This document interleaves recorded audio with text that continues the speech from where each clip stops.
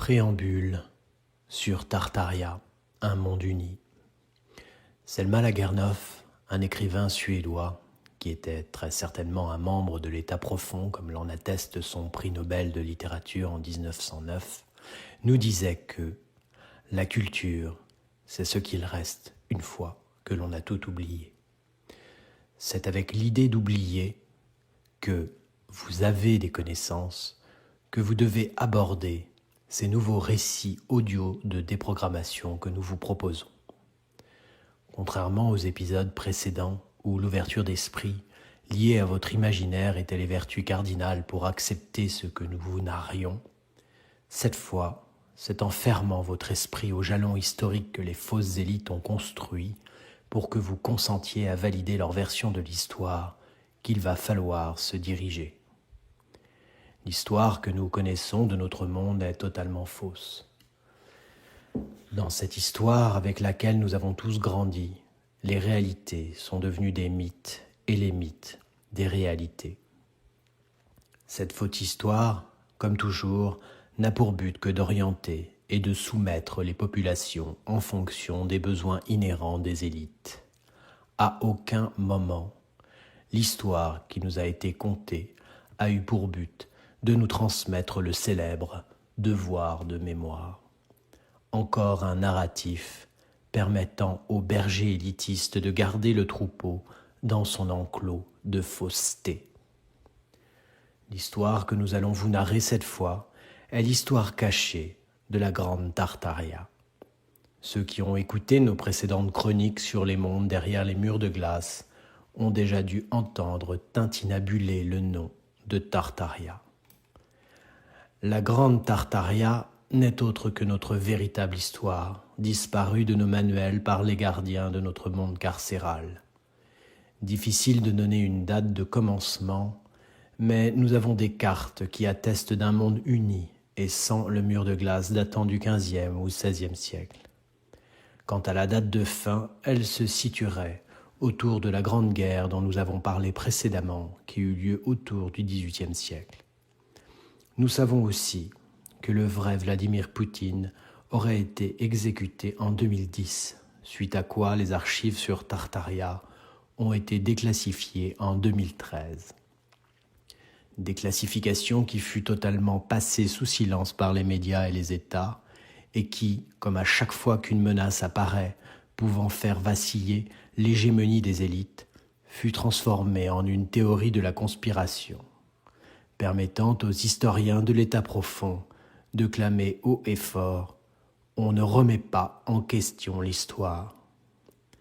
Comme à notre habitude, ce que nous allons vous relater n'est pas une spéculation que nous soumettons à votre libre arbitre, mais nos certitudes sur ce qui est notre véritable histoire.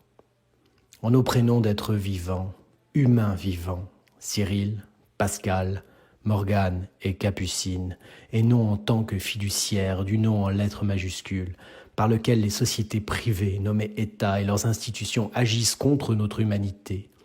Utilisons Looking Glass, le pont Einstein-Rosen ou encore le convecteur temporel du dock de Retour vers le futur, et remontons le temps jusqu'à cette époque glorieuse de notre passé qui nous a été volée. Bienvenue dans le monde uni de Tartaria. Les griffons, symbole de la Grande Tartarie. Le griffon, ou griffon avec 2 F, ou encore griffon avec un Y et un PH, viennent du grec ancien, gru, du latin classique grips, ou grippu, du latin tardif et médiéval griffe, griffo, ou du vieux français griffon. C'est une créature légendaire ayant le corps, la queue et les pattes arrière d'un lion, la tête et les ailes d'un aigle et parfois les serres d'un aigle comme pattes avant. Le lion étant traditionnellement considéré comme le roi des bêtes et l'aigle comme le roi des oiseaux. Le griffon était considéré au Moyen Âge comme une créature particulièrement puissante et majestueuse. Depuis l'Antiquité classique, les griffons étaient connus pour garder les trésors et les biens inestimables. Dans les textes grecs et romains, les griffons et les arimaspiens étaient associés aux gisements d'or d'Asie centrale. En effet, comme l'écrit Pline l'Ancien, on dit que les griffons pondaient leurs œufs dans des terriers à même le sol et que ces nids contenaient des pépites d'or. Dans l'héraldique médiévale, le griffon est devenu un symbole chrétien du pouvoir divin et un gardien du divin. Dans la légende tartare de cette période, on croyait que les griffons s'accouplaient pour la vie et que lorsqu'un partenaire mourait, l'autre vivait le reste de sa vie sans chercher un autre partenaire, peut-être en raison du fait qu'il n'y avait pas beaucoup de griffons dans les environs. Cela a conduit à des affirmations selon lesquelles le griffon était utilisé par l'Église comme un symbole contre le remariage. Il est toutefois pas certain qu'il s'agisse de la croyance réelle ou d'une interprétation moderne. Bien que le griffon puisse sembler être une créature issue de l'imagination de l'homme, il se pourrait qu'il y ait une part de vérité dans cette créature. Dans ce désert, on peut trouver les fossiles d'un dinosaure appelé le Protocératops.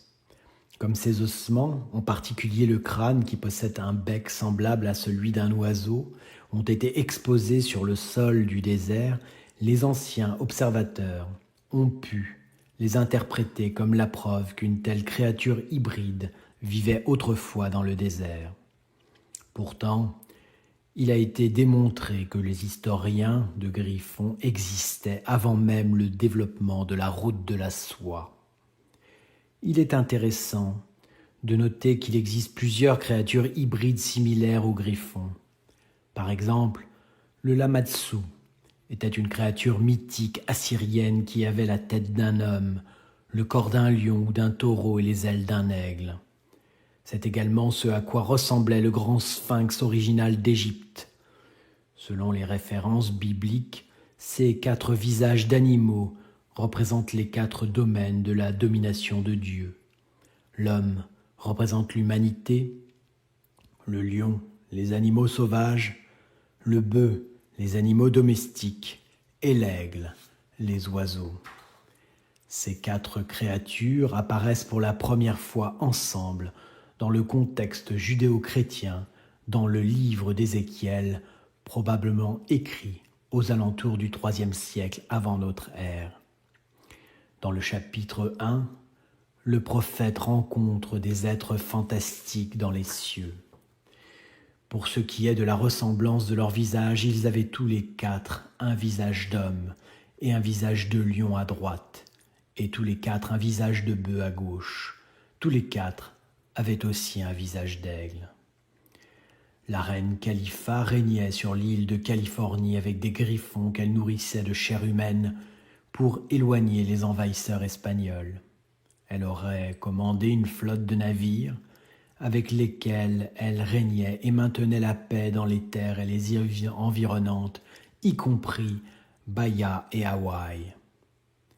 Elle aurait conservé une force de défense aérienne composée de griffons et d'autres animaux fabuleux originaires de Californie, entraînés pour défendre le pays contre les envahisseurs.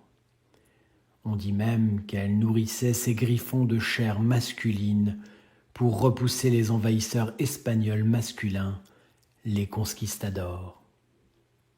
Elle était si puissante qu'elle pouvait projeter à volonté son pouvoir impérial sur les mers de la Méditerranée. L'Esplandian raconte que Khalifa entretenait des contacts culturels et commerciaux avec les Maures d'Afrique. Il raconte ses guerres dans les mers de la Méditerranée, en Anatolie, dans l'Empire byzantin et dans le sud de l'Europe.